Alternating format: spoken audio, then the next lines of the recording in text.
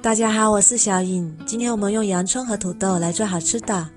首先把土豆去皮，然后切片，尽量切得薄一点，这样容易熟。然后装入盘中，放入锅中，大火蒸15分钟。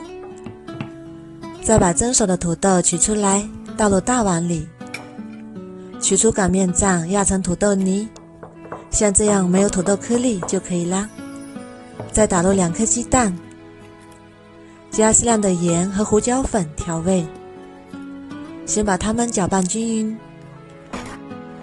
搅拌均匀之后，再加3颗酵母粉，搅拌至酵母粉溶解，再慢慢加入200克面粉，搅拌成这种粘稠的面糊状，再加100毫升清水，继续搅拌，搅拌成老酸奶的粘稠度就可以啦。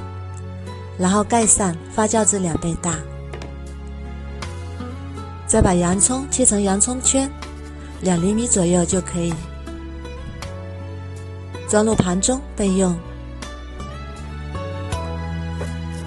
再准备半个胡萝卜，先切片，再切条，最后切成小碎丁，装入碗中备用。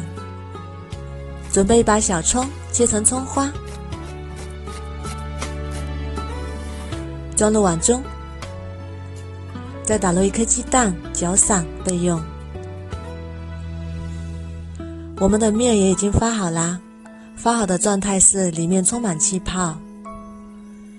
再把配菜也加进来，搅拌均匀。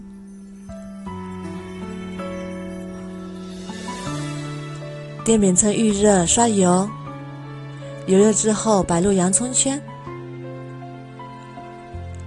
再把面糊也加进来，不要倒得太满。表面上再抹点食用油，锁住水分，然后盖上，打开馅饼模式焖3分钟。时间到，我们打开看看，哇，好香啊，香喷喷的。再给它放个面，浓浓的洋葱土豆香，然后再盖上，再焖3分钟，煎至2面金黄，用铲子摁压，立刻回弹，不塌陷，就已经熟啦。这样做的早餐饼真的是太香了。如果早上没有时间发面，可以晚上把面糊调好，冰箱里冷藏发酵1夜，早上直接烙就可以。这个饼非常的松软，有土豆的软面，洋葱还保留了原来的清脆，真的是营养又美味，老人和孩子都非常的适合。如果你喜欢也试试吧，喜欢我的视频就关注我吧，谢谢您的支持。